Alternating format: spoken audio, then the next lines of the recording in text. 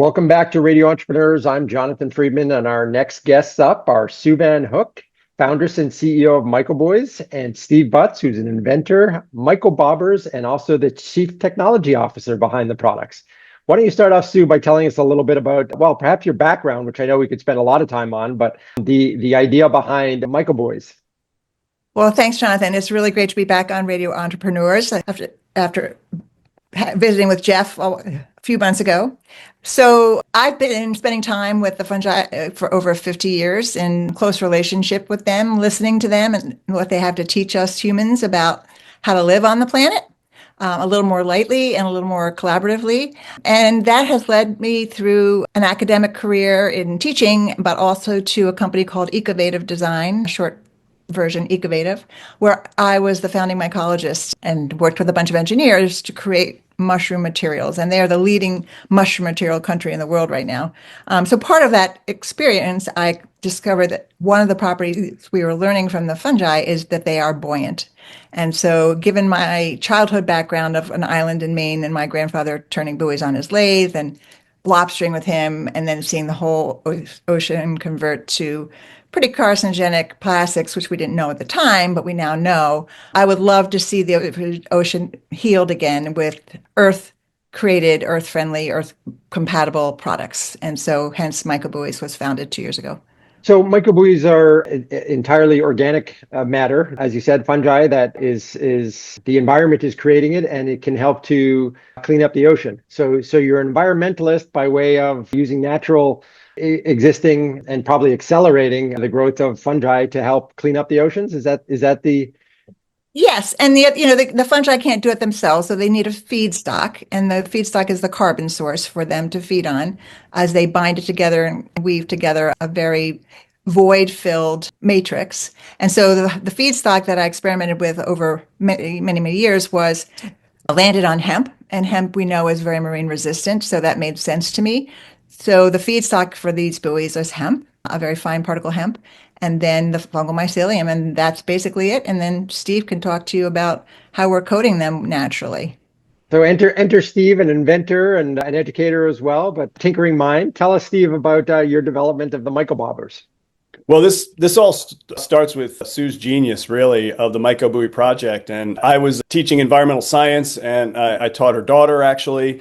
And so she came into my classroom a couple of years ago wanting to collaborate with students on making MycoBuoys. And when I first saw the technology, it just blew me away because it was a perfect example of what I've been teaching my students is the new design that we must have, end of life, what's going to happen when you make a product, is it going to cause an environmental disaster? And it was just amazing. And I don't even know how it came about, but I've been a fisherman my whole life, and it just popped in my brain. We should make bobbers out of this. Where we're calling it the pernicious plastic bobber, which is that white and red bobber that everyone who first catches a fish, probably 90% of people that catch fish, do it on that bobber. And they're all over the place. They're hanging in trees, they're crushed on the shoreline. And so it just flashed in my mind, I should make this. And so started doing some prototypes and started with ping pong balls, actually, packing them with the myco materials and experimenting. And then I told Sue about it, and basically it took off from there. So help our listeners understand. So the MycoBobbers are traditionally or historically had been made out of plastic or some sort of plastic material. So your bobbers are serving the same function, yet they're made out of a all natural substance. Is that the differential? But they also have an added value, correct? Yes. In terms of what they're doing for the environment. Absolutely. Yeah. So the traditional bobber is plastic. And so they, obviously microplastics, and they're mostly used in a freshwater ecosystem.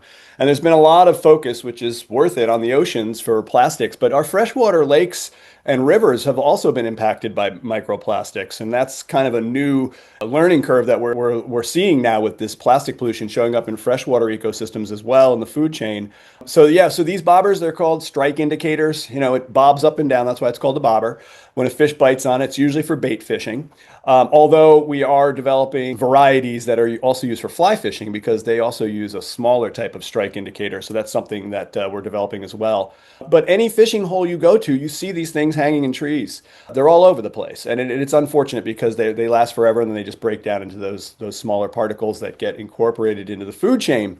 So it's a no-brainer. The biggest issue that we've been dealing with, and even with the mycobuoy, is how to coat these things for an aquatic environment, because the mycomaterial alone would break down very rapidly in water. And so that is one thing that we, through trial and error, we decided to use beeswax, which is an amazing natural waterproof coating. And so our bobbers are made with the mycomaterial, and then they're coated in beeswax. And then if you lose them in a tree, it doesn't matter because it breaks down into completely non-toxic elements.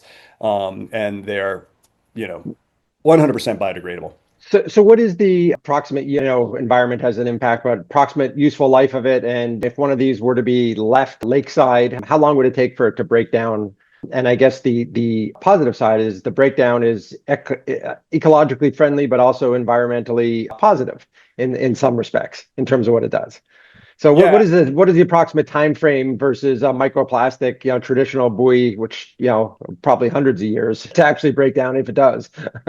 Yeah. So, I mean, the coating is really, it's amazing because if you keep it dry, so if you go fishing with a mycobobber and it gets wet in the water, that's, you put it out, put it in the tackle box. As soon as it dries, it's perfectly usable. So you could reuse these time and time again. The only thing that would really affect it would be heat, extreme heat that might melt the beeswax off it. But then we're talking about temperatures in excess of like 180 degrees Fahrenheit. So yes, cars can get hot and things like that. But for the most part, if they're dry after you're fishing, they'll last just as long as a regular plastic bobber.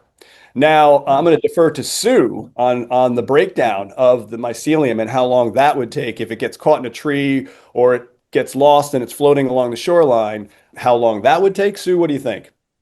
Yeah, so the beginning of that decomposition process is to breach that beeswax coating, right? So there can be physical of the bobbers swaying around on a windy day where the coating gets cracked. And once water can penetrate that coating, then the decomposition process will start, right? So other microorganisms will get involved and start to break down the fungi and the rest of the hemp. So we're talking, once that breach happens, we're talking like a month or two.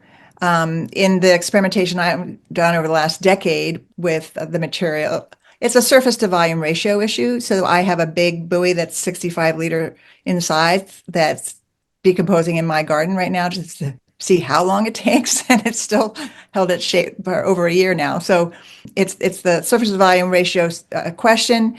In the other experimentation, if you just put the material on the ground where there are microbes, right? There's fewer microbes hanging in a tree, but on the ground. So once it falls to the ground, then the microbes on the ground will just get right in there and take care of it. And they'll even penetrate through the beeswax. So the big question, where are these available? How do people get them? How are they sold? Are you targeting commercial fishing environments? Are you targeting the enthusiasts, the hobby fishermen, fisherwomen, fisher people? And tell us about all the applications of the mycobuoys and the mycobobbers. So the mycobobbers are available online now at mycobobbers.com. We're starting with an online platform, but our real target audience, I think we're trying to reach out, thinking about how kids especially are introduced to fishing and lake communities. There's lakes all throughout the Northeast and in North America that people love their lakes, and there's many lake associations, and to protect these wonderful water resources. So one of our strategies is trying to reach out to lake associations and people that live on lakes to say, look, this is a small step, very small step. You're just using a different bobber and it's low cost.